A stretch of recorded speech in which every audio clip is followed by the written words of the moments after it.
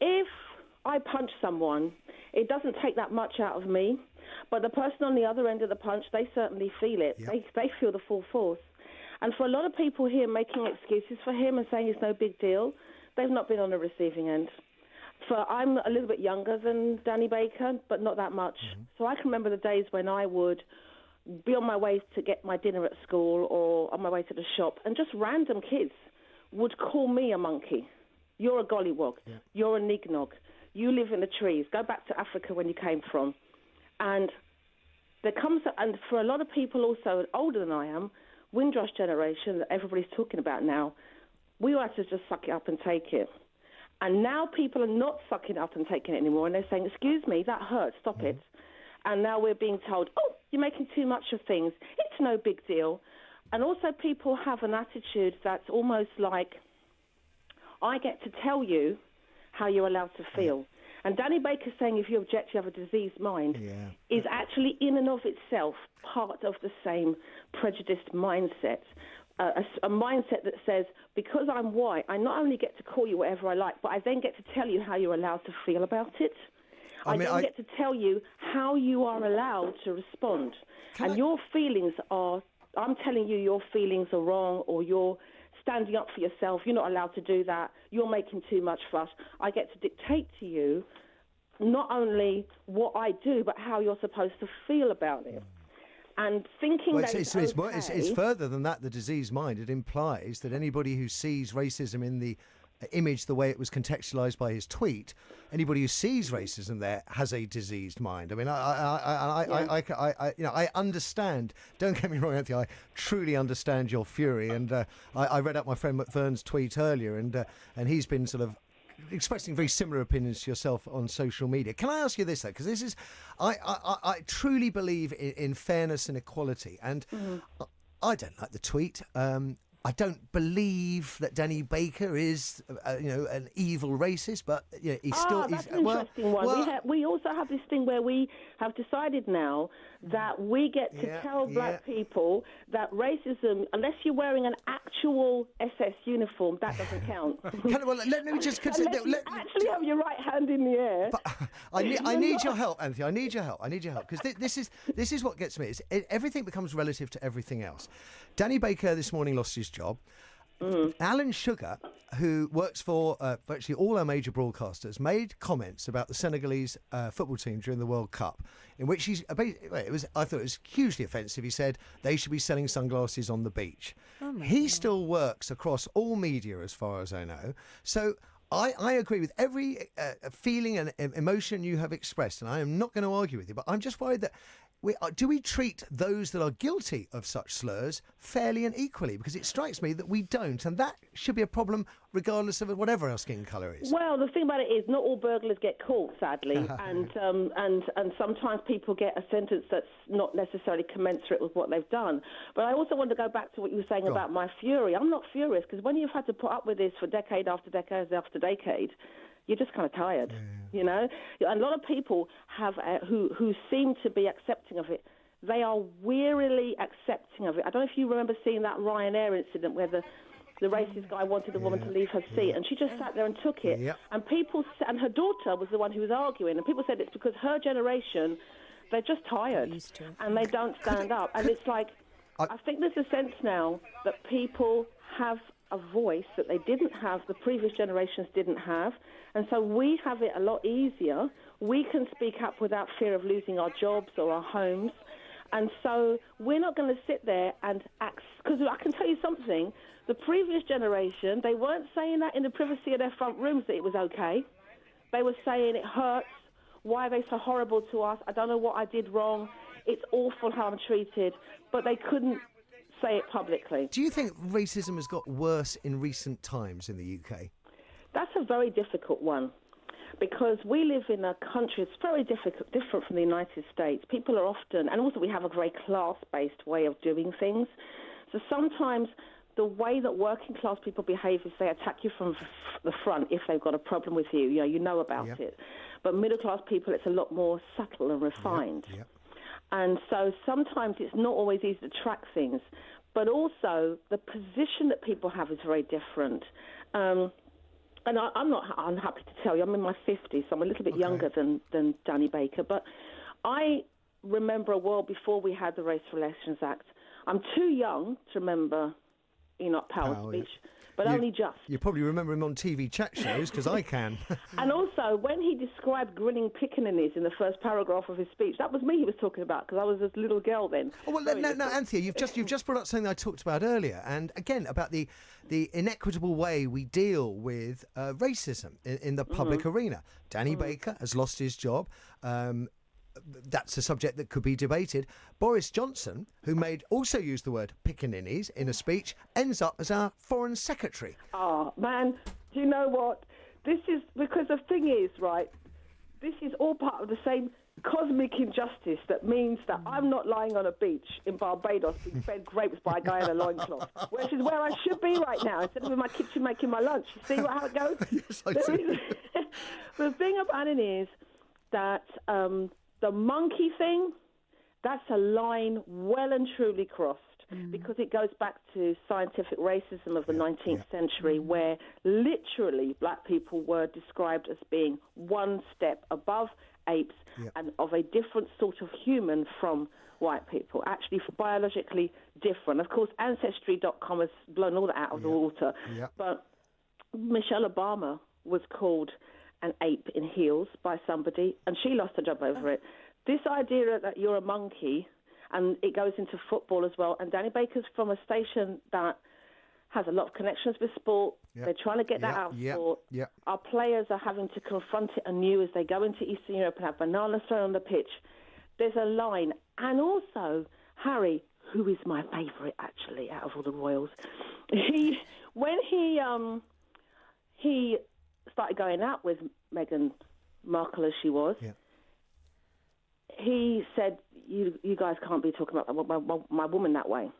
That's right. Yes, you're right. And people will point to him and say, but when you were young, you did this and you did that. Yes, and then he grew up.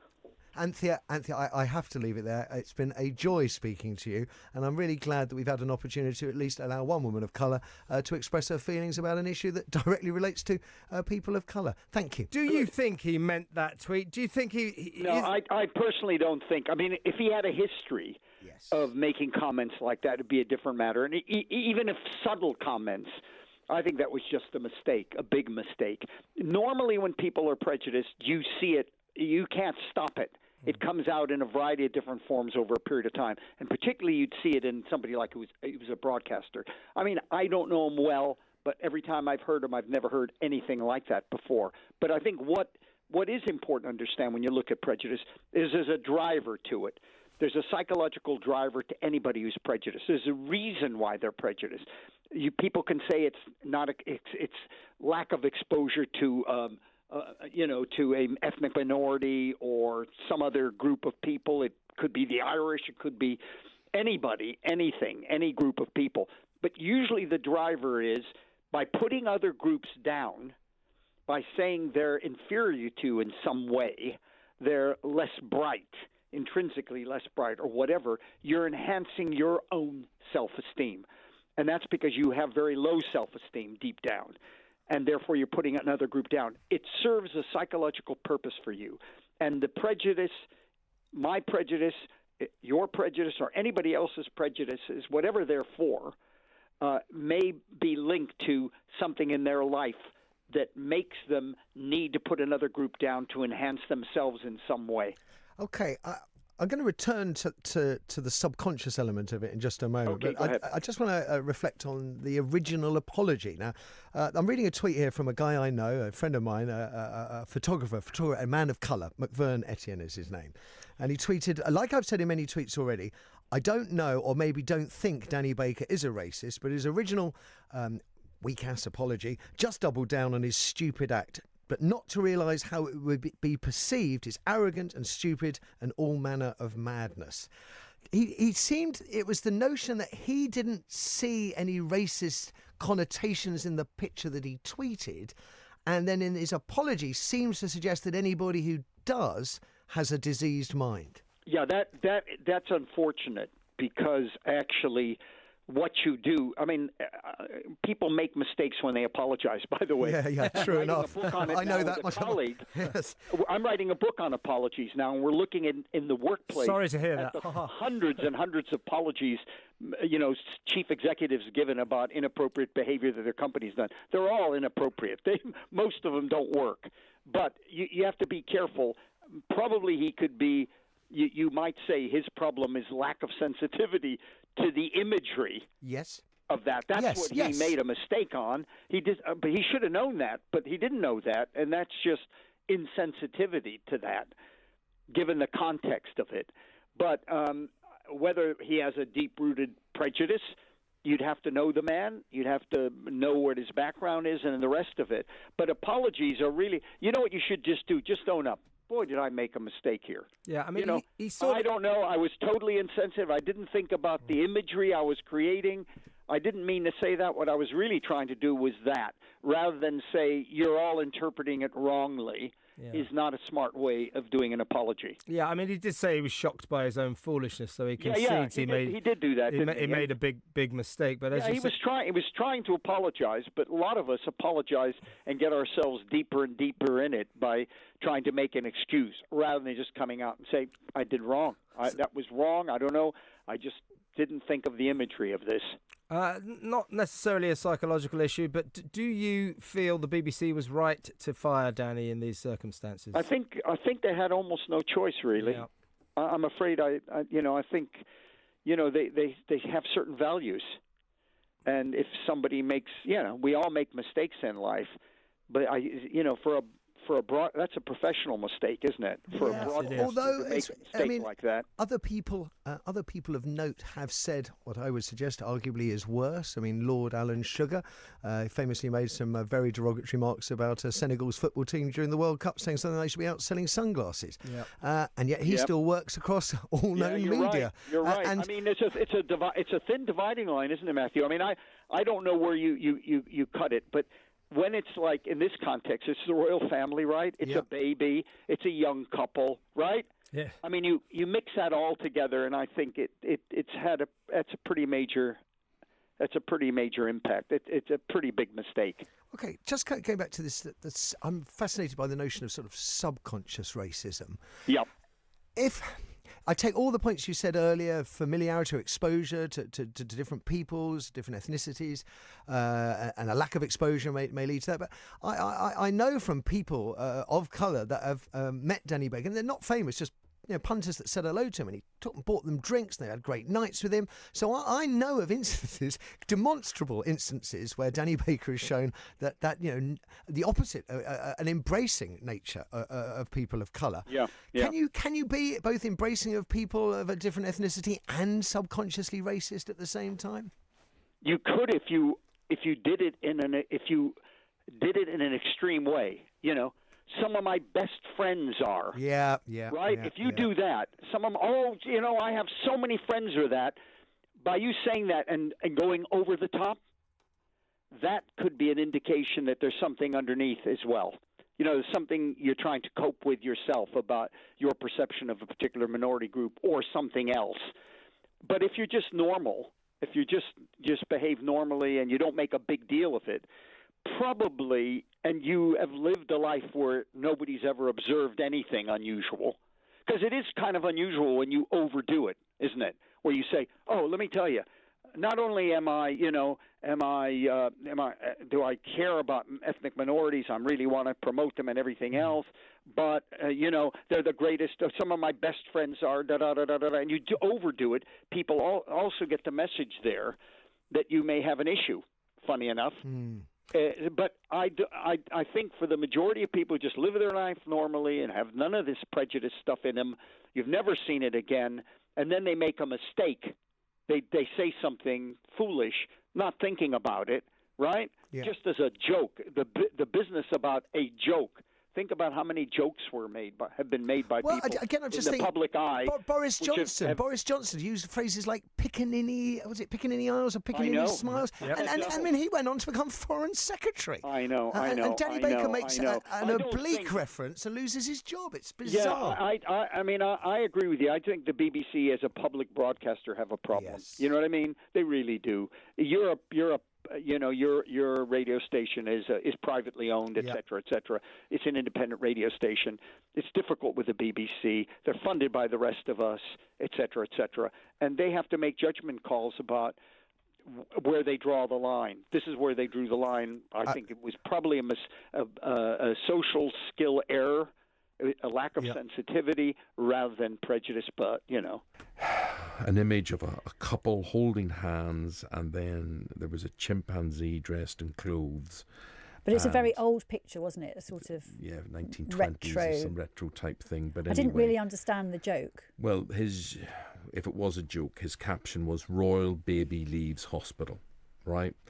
And Still don't understand the joke. Well, obviously, a lot of people jump on this and they say, right, this is mocking the Duchess's racial heritage.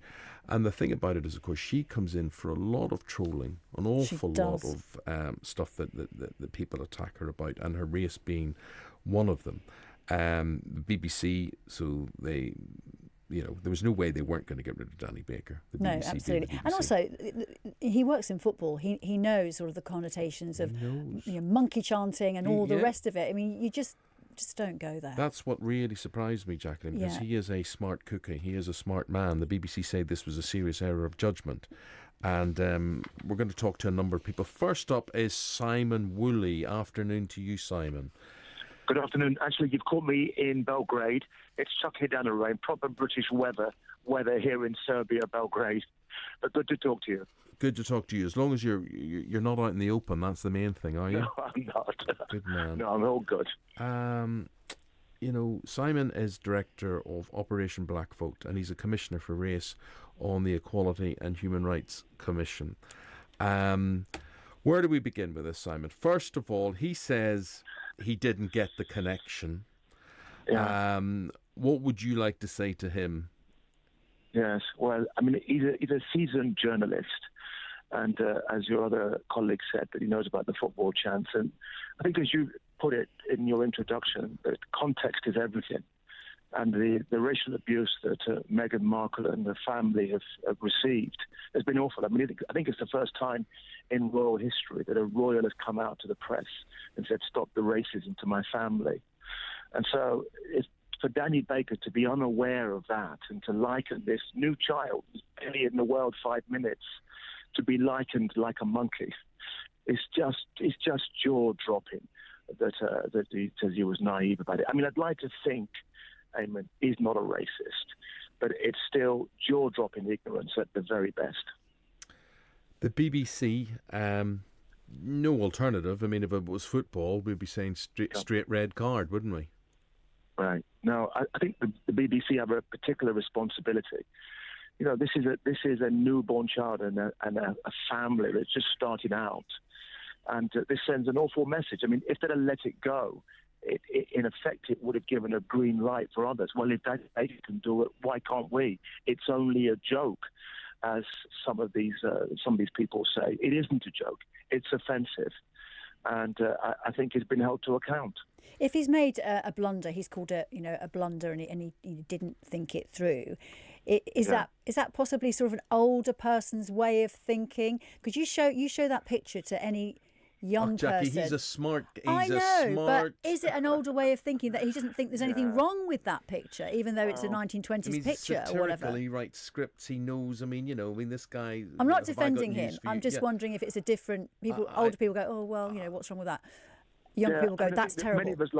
Many of us like Danny Baker. I mean, he's funny. He's a humorous guy. So we're desperately trying to find an excuse for him. Why did he do this? I mean, the first time I saw it, I said, was he drunk? Because what drove him to even think about this? I don't know. You'd have to really ask him. But the way that it translates, this is what he said, Simon, and I'm going to play what he said. And if you please would hang on in the rain in Serbia. that would be great, because I've got Paul Connew coming up after this. He's a media commentator. So is that okay with you, Simon? Yeah? No problem at all. Right, so we're going to play what Danny Baker said in his own defence here. And as you say, Simon, we would all like to think this was some sort of honest mistake, but I don't know how we square the circle on this one, but this is what Danny said. The unconscious and ridiculous tweet I did yesterday has spurred all this off. I must have been a little surprised by it, because my attitude towards it, and we'll have to ask people to indulge it, is Occam's razor. Sometimes the least sensational or most obvious reason is the reason. We've never had a great relationship, me and the Beeb. I think the way they did it was preposterous, ponderous, and a bit showboating. We have seen this quote, this tweet, we find it to be one of the most abhorrent. I said, yes, I agree with all that. But here's the deal. You've got to have intent. It almost sounded like he had cameras on him. And that is why we will not tolerate they seem to tolerate an awful lot sometimes on the BBC, but some of the stuff that gets said on Question Time makes my little chimp in a top hat seem like, a chimp in a top hat. Danny Baker is a brilliant, zany, idiosyncratic broadcaster, but this is a sort of professional suicide, note. I mean, at one point, in that Sky interview you've clipped from it, he also seems to suggest he wasn't really aware of the mixed race background to Meghan, which, unless he's changed his name to Robinson Crusoe and been living on a desert island, in fact, for about the last 12 months, I mean, that simply does not have any credibility at all. And the strange thing about it, as your colleague was saying, I mean, Danny Baker is into football. BBC 5 Live is a football-orientated station. His own Saturday show has a substantial amount of football on it. In fact, he had to be aware, of the monkey chants, the connotations, and the impact that has on black footballers and the campaigns that are going on. People like Raheem Sterling speaking out. It does beg a belief that he could be so naive, so crass, and so out of touch. Well, whether we judge him or not, he has been judged as anybody in the public eye these days is. He's judged by social media. He used social media, and he was felled by the sword of social media as well. Your warning, your thoughts on celebrities, what they post, and social media. Yes, I mean, as it happens, I'm the co-author of a book that came out late last year called Anti-Social Media with a question mark, which looked at, at many aspects, both positive and negative, about social media. And I think there is a temptation, among celebrities as well as among, ordinary people, to suddenly leap onto Twitter with their thoughts instantly without actually thinking through. But that really... you can see that maybe out of a pop star or a soap star, but or the President of the United States. Yeah, yes, but in fact we're dealing with perhaps another one-off there. But with Danny Baker, I mean, he is an intelligent, veteran broadcaster, and that is what makes this, all the more inexplicable. And he's also a student of America. He's written a lot about America. He goes to America. He's got a great deal of knowledge about America, and he had to be aware of the monkey trope attached for centuries. Well, let me to black people in America. It is just beggars belief. Let me ask you both one final question, Paul. First of all, as a media professional and commentator, can he make this right? In other words, the BBC have dumped him. Is he toxic for a while, forever? How can he make this right? I mean, because I think he's a talented broadcaster, I'd like to think this isn't the end of his career, but certainly there's going to be a substantial period of purdah. I mean, he's fallen out. I think this is the third time he's been sacked by the BBC, not involving anything with any race or controversy about it before, but he was once sacked from the BBC for allegedly almost inciting fans to attack to go after a referee who had made a bad call in a cup tie. But I think there'll be some commercial radio station directors agonising over whether they could risk, bringing in this talented, broadcaster. But I think even for them, they probably don't have quite the same pressure the BBC have. But I think even in the commercial sector, at least for the next year or so, I think it would be very difficult to risk the opprobrium that you might get from listeners if you brought in Danny Baker. I mean, he is getting support from some quarters. I mean, Giles Brandreth, for example, another experienced broadcaster, has tweeted a sort of support for him, and the comedy comedy duo called the Castle Boys, I think, have actually, or the Cassette Boys rather, have been tweeting that that it isn't saying something that actually could be interpreted as being racist isn't the same as being racist, which is a subtler argument. Okay. But I'm not sure does he have to be more sorry? He didn't really sound very sorry in the soundbite we heard. Does he have to be? You're absolutely right. More in fact, contrite. He veered in that strange Sky interview in which he was all over the place. He was veering between sort of humility to indignation to victimization, and it wasn't contrition on, how do you feel, like a straightforward scale. I mean, it was very Woolley. It's like a man who was in shock, which he possibly was, but it certainly wasn't a very coherent explanation or apology. Well, thanks for your analysis, Paul. Really appreciate it. So, Simon, I asked Paul the question. Can he make this right? Paul seems to think, well, he certainly has to serve a period, maybe a year, in the wilderness. I'm not so sure. I mean, I think a lot of producers, a lot of people on the black community will be seriously thinking, is Danny Baker a closet racist? And when you think about the context, you think about what this family have been put through and how crass he's been. Can you think, okay, was it a really bad mistake, or is this what he really feels? I don't know. But I think the jury will be out for some time.